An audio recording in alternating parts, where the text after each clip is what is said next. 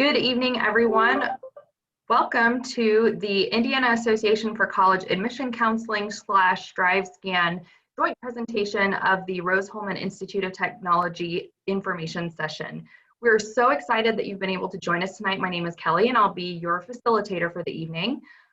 Just a few quick housekeeping items before we get started with the presentation. We want to make sure you know how to ask any questions of the presenter if you have them. So what you'll do is put your questions in the Q&A button.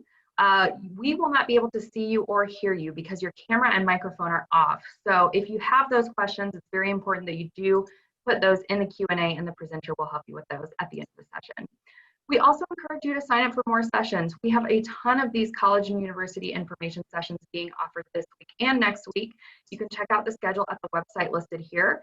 And if for some reason you have to leave the session early tonight, or if you want to share it with friends at a later date, the recording will be available. And without any further ado, I will turn it over to the presenter. Hi, everybody. My name is Matt Lance. I'm an assistant director in the Office of Admissions at Rose-Hulman.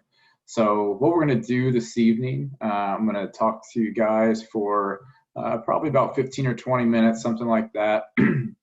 Try to talk to you about Rose-Hulman in general, just give you some information about campus, kind of about who we are and what we're here for and things like that, to hopefully give you kind of a background and help you decide if we're the right school for you. We'll talk really briefly a little bit about the admissions process, just so people kind of know what we need from you, and then we'll talk a little bit about career services pretty briefly as well. So like I said, probably last 15 or 20 minutes, and then I'm going to open it up to questions from you all. So hopefully you can start thinking of some of those questions, and when we get to that point, feel free to either put them in then, or you can put them in as we go along, and I'll try to check it, check the Q&A as we go along as well. So let me go ahead and let's see.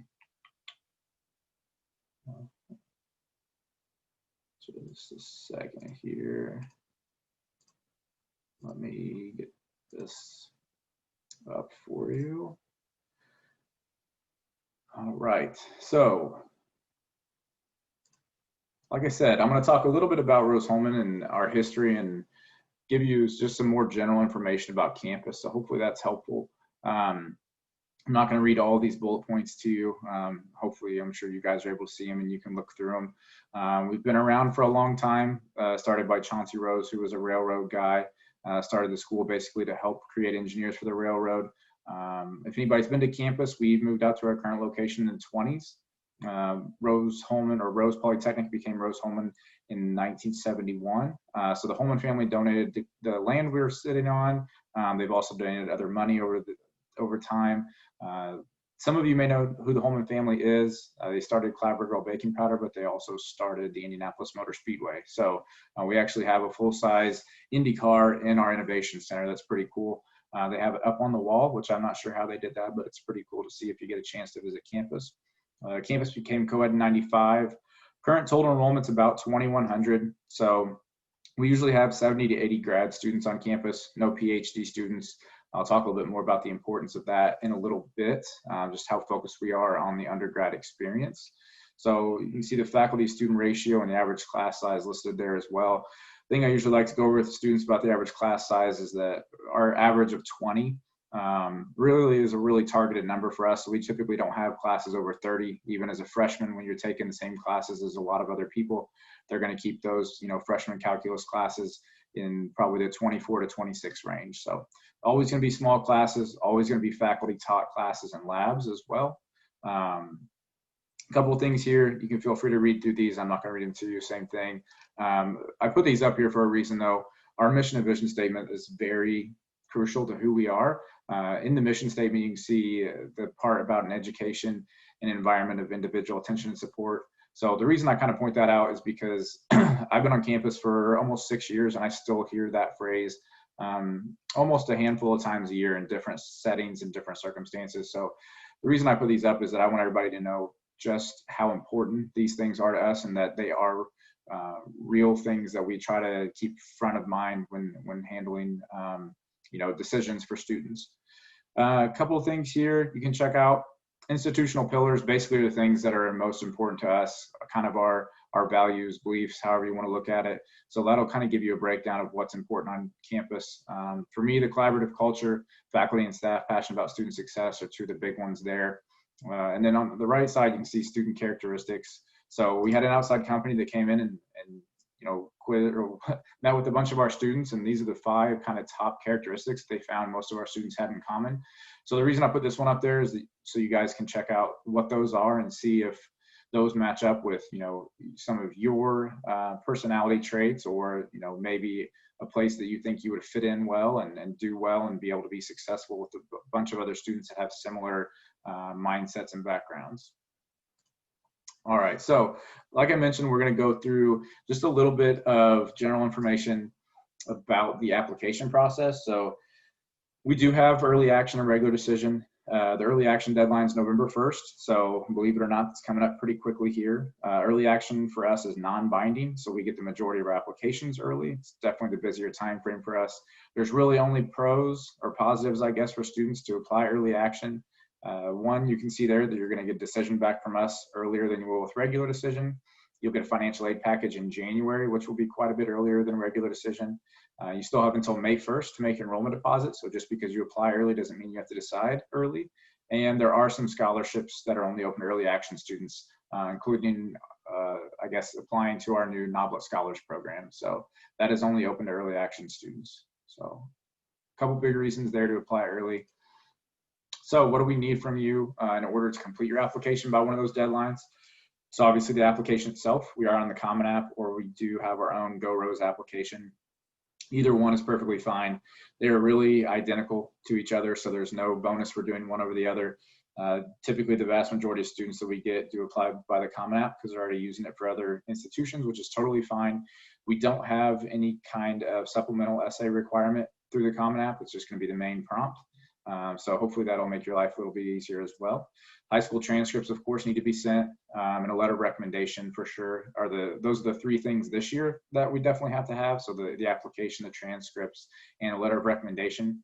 For the seniors this year, standardized test scores we're being flexible with the requirement for those. So we would like to still see those. If you have them available, please feel free to send them. If you don't, we will still be able to make a decision for you without the test scores this year. For any sophomores or juniors, we are going to start requiring those again for your application pool. So please keep those in mind. But like I said, for the seniors this year, not required. We would like to see them if they're available. And we're only going to use them to help you in both decision making and for scholarship purposes. So if they don't help you, we'll use your other information that does help you. So we're really only going to look at you in the best light possible. All right. So to go over some of our requirements here, you can see the minimum test scores that are listed on the right-hand side. So obviously for this year, those are not necessarily minimum requirements, I guess, since we're being flexible with the test scores. They will be again for future years. So ACT minimums of 24 math and 21 English. Those are the 2 sections we're going to look at on that exam. We typically see all the scores, but those are the ones we're going to focus on. SATs, 550 in math and 500 in the evidence-based reading and writing. So same thing, we're going to look at those 2 sections.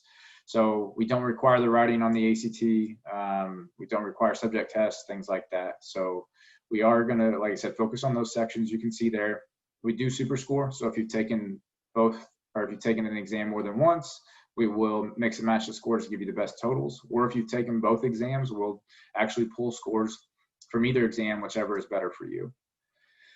So on the left-hand side, you can see we do have certain course requirements to be admissible. So we require a year of chemistry, year of physics, and year of biology. Those are non-negotiable science requirements. So you do need to have a year of each of those. If you have any issues with that, you can always feel free to contact me or the admissions office so we can help figure out how to get those for you. 4 years of math, of course, which I know is never surprising to anyone. So we would like one of those to be calculus, but it doesn't technically have to be. As long as you have 4 years, you'll meet the requirement. 4 years of English, 2 years of social sciences. Never had any issues with anybody with English or social sciences. So there's a couple requirements on here that some other schools have that we do not, that I get questions about sometimes.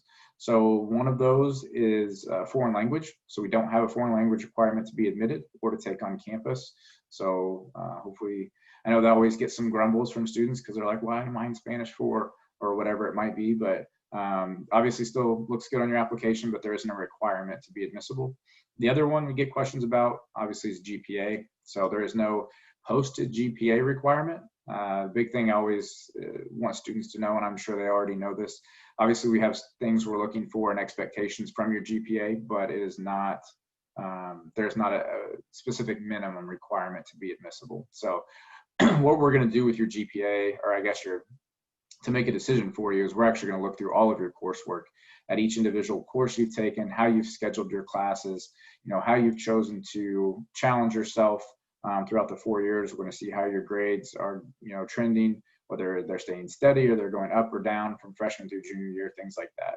So typically at this point, people are like, well, just tell me what I have to have for GPA so I can know if I'm competitive. There really isn't a specific answer number-wise. People are on so many different GPA scales that it's hard to throw out a specific number. So, I mean, we see students on a 4 scale, of course, but then we also see students on a 5, 6, 8, 11, 12, all kinds of different scales. So what we're looking for are A's and B's across all of your coursework. Obviously, we're going to focus on your math and science classes as our priority. So the better grades you have in math and science classes, the more you've challenged yourself, the more competitive you'll be for admission. So let's see. I know that was pretty quick, but hopefully that was helpful. Let's see.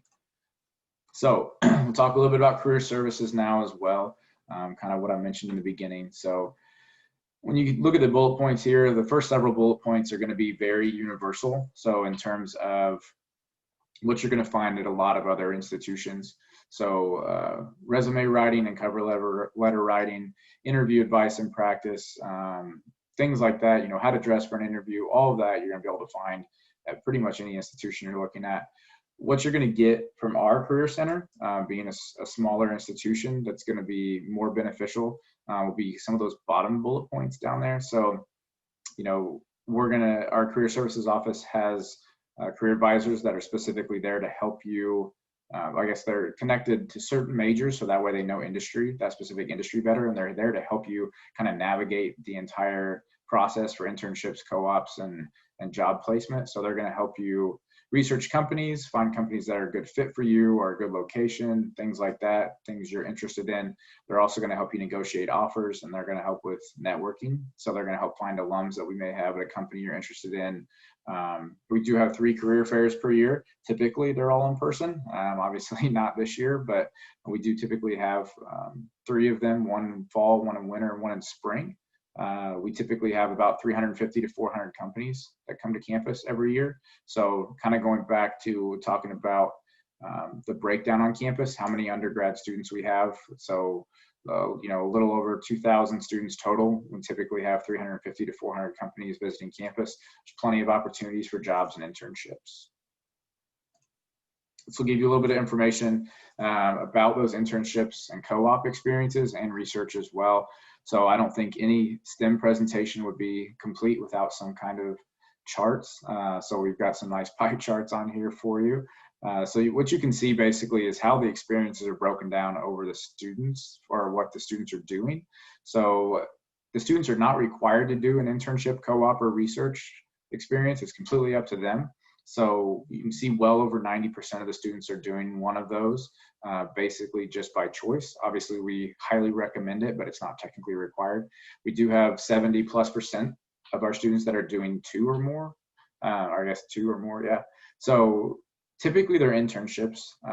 Students do have opportunities for co-ops and research, but the students choose an internship typically because it's during the summer. For us, co-op is summer and part of the academic year. So that obviously forces them to kind of figure out how to restructure their classes and things like that sometimes, depending on what credit they may have coming in. So really good opportunities to get experience there. Just depends on what you want to do. So obviously students that are looking to going into career field or into employment are going to be doing internships and co-ops. Students that are interested in going to grad school are going to be doing or those research experiences. So you can see on the bottom there as well, the average salary for those internships and co-ops. So those salary numbers are for those internships and co-ops, not starting salary information. So all of our internships and co-ops are paid. Students aren't doing any of that for free. And same thing down there at the bottom, you can also see that almost a quarter of our freshmen have opportunities for internships. So kind of good opportunities right from the get-go, the ability to get into industry and get some experience. So next slide here kind of hits on what I mentioned a minute ago. 355 companies recruited on campus last year, conducting over 1,400 interviews. So like I said, for 2,100 students, pretty good opportunities there. The number that I do really think is interesting is the second bullet point about the amount of graduates that accepted jobs at 357 different companies. So typically, I think in that graduating class, we had a little bit under 500 graduating students. Typically, about 20% of our graduating students go to grad school. So if you start to break those numbers down and see that 357 of them went to different companies, you can see that almost everybody went to work for a different company. The thing I always like to tell students, is that means you're going to have options. You're going to have the ability to make a choice or to negotiate offers, things like that. So typically our students average 3 to 4 job offers before they accept something. So that'll give you an opportunity, like I said, to really make a choice. You can see the names from some of our top employers, both by volume and just by name recognition down there as well. So basically, those companies are nationwide. It's a question I would get quite often, depending on where a student is from, is, am I going to have the ability to go somewhere that's not just in Indiana or the Midwest? And you're going to have plenty of opportunities to do that if that's what you choose to do. All right, so I mentioned grad schools a few minutes ago as well. So this will give you some information about different grad schools that our students have gone to if you have an interest in that area. So lots of really great grad schools listed on here.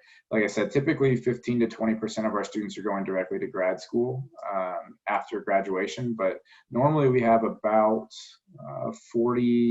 between 40 and 50% of our students will end up with a grad degree at some point. So there are a lot of our students that are now negotiating those into their offer from the company, how the company is going to help pay for grad school and that kind of stuff. So just to give you some information about grad schools. All right, so right on time there, right about 20 minutes. So I know that was pretty quick.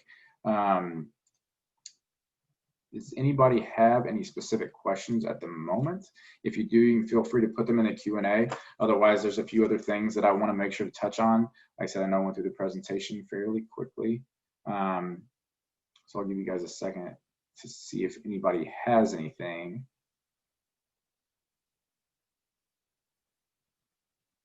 All right, so a couple things I always want to make sure to talk about with students that are interested in Rose-Hulman. Another way to kind of, I guess, decide if this is a good institution for you, somewhere you feel like you're going to connect and things like that, is I really always want to talk about basically kind of 3 different things. One that I mentioned earlier is the undergrad focus. So we do have, like I said, primarily all undergrad students on campus, which really what that means for you in the long run is that all the faculty time and attention is being spent on you your first 4 years. So any of the rankings that you see from our engineering programs or the #1 ranking, for undergrad engineering overall, things like that, it's coming from the undergrad experience. So when I was sitting in your position, that would have meant nothing to me. After having gone through college, I can definitely see how important that can be and how important that is to our students. And I don't think a lot of them realize it when they get to campus, but they will kind of understand that as they go along, that our faculty really they're not focusing on the research that they're doing, they're focusing on the undergrad students and the teaching. So there is research going on campus. I know that always comes across like there's not, but there is. But another point to kind of talk about is the teaching focus. So basically what our faculty are there for primarily is to spend time in the classroom, with the students, making sure you're getting the most out of your education, that you can. They want to be there to answer questions for you. They want to be the person that's going to be there to help support you academically. they really have a different focus than a lot of faculty at other institutions. So if that's something you're looking for, I mean, if you're looking for, to have an experience where the faculty are going to want to spend time with you and get to know you on a personal level, then Rose-Hulman's a great fit, I think, for students. I think there are a lot of students that don't take that into consideration and don't understand necessarily what that means for them until they get on campus and then kind of realize that, hey, how important this is to me, how much time and energy the faculty are spending on those undergrad students. The other thing that the faculty do outside of just being focused in the teaching aspect is they also help build the collaborative environment we have on campus. So especially with schools that are similar to us in terms of size and focus and things like that, there's definitely different philosophies on different campuses about collaboration or being competitive. So there are definitely other campuses that kind of build this competitive environment between the students and want them to compete with each other for grades and positions and things like that. Our campus is very collaborative. So our faculty, create curriculum that involve teams and group work and projects and things like that to allow our students to learn how to work together, to learn how to communicate with each other. And what that ends up doing is creating an entire campus environment where the students, enjoy helping each other. They enjoy doing homework together and leaning on each other when times get hard because we have a very challenging curriculum. So at some point, those different classes are going to be very hard for the students. So they do have a kind of built-in support system that I think really helps them be successful. And like I said, a lot of that starts from the classroom setting and from the faculty setting up those courses to be basically, project group based. The other thing that does is it's one of the reasons that we have such a good placement rate. So typically 88 to 90% of our students are placed by graduation, and typically 97 to 99% of them are placed within 6 months. So a lot of that comes from the amount of employers we have on campus, but it also comes from the fact that the employers come to campus, get some of our students in their, in their company, and then come back for more because our students have been through a curriculum where they have learned to work together and they learn to communicate. So when they get into companies, not only do they have a top-notch education, but they're also able to communicate those different topics amongst each other. And so our students end up in leadership positions or management positions very quickly because they have that ability to talk with each other and work through difficult concepts in a team environment. Because in almost no company are you going to find, individuals working alone or working against each other. It's all going to be very collaborative. It's going to be, people working together to create whatever product or solve a problem or whatever it might be. So our students already have a foot, ahead in that area as well. One of the other things that I think is important about the undergrad focus on campus is if anybody has been or has the opportunity to visit, I always think it's important for the visitors or students to be aware of is that pretty much everything you see on campus, from facilities, to labs, things like that, is all being used by the undergrad students. So one of the biggest differences for the experience for our students is that they're going to have the ability to use lab equipment, to use different facilities at a much earlier point in their college education than they would at some other, especially large institutions. So there are definitely a lot of large institutions that have some very, very nice equipment, very fancy labs, things like that, which is great. But typically that's being used by the grad students and the PhD students and not by the undergrads, which is fine. They're doing research and they have to have that kind of equipment for that, but it's not helping the undergrad students where our students are getting to use that equipment. And so when they get into a career field or into industry or into grad school, they already have experience with different equipment and know how it works. And so that also sets them apart from a lot of their peers that have just read about it, or maybe have had very little exposure to different types of equipment. So we also have a lot of equipment or lab equipment that's been set up either by our faculty to mimic industry or actually donated by industry partners. So what that also allows our students to do is to get experience that is very real to what they're going to be doing in industry as well. So great. So we do have a question. Are you doing guided campus tours now? So yes, we are. Believe it or not, we've actually been doing campus tours. We took a break when the students moved on campus, but we've been doing them since July. So we're definitely taking visits at this point. So obviously, due to capacity and things like that, we do have, I guess, size restrictions in terms of the amount of people per day, but there definitely are spots available for you to come get a campus tour. So easiest way to get to that is to get on the main website and go to the visit tab. You can set up a campus tour through there. There's also a lot of other opportunities to get more information about campus through the visit tab as well. And if you don't have the opportunity to visit or don't feel comfortable doing that, or whatever the situation is, there is also a virtual tour on through the visit link as well. That's a Google Earth tour. It's set up really well. That way you can kind of see how the campus is set up from obviously the aerial view, but then you can zoom in to some different, 360 views, panoramic views, things like that. That tour will also talk about the different buildings, what's housed in those different buildings. It's a really well done, like I said, Google Earth campus tour. So hopefully that helps answer your question. And we do have students giving the tours. So we also, have most of our students on campus for the fall quarter right now. So not all of them are there. Some of them chose to do virtual only and things like that, but the vast majority of students are on campus. They are split between in-person and hybrid type classes, but they do have as many classes as they can on campus this quarter. So basically they would have had most all of them, I think, on campus, but we're obviously having to make sure to social distance in the classrooms and things like that. So even though we already had small classes, like I said, rooms set up for 30 or 35 students max, now those rooms can only hold 14 or 16 students. So kind of cut down on our physical space and our ability to have as many in-person classes, but we do have as many as we can right now. Obviously, hopefully for you guys, it's not a concern or as much of a concern, I guess, next year or the year after. But that's kind of the situation that we're in right now. So other questions, anything else from anybody? Can be about anything, can be about majors, can be about study abroad, whatever you might have. Does anybody have anything else they're curious about?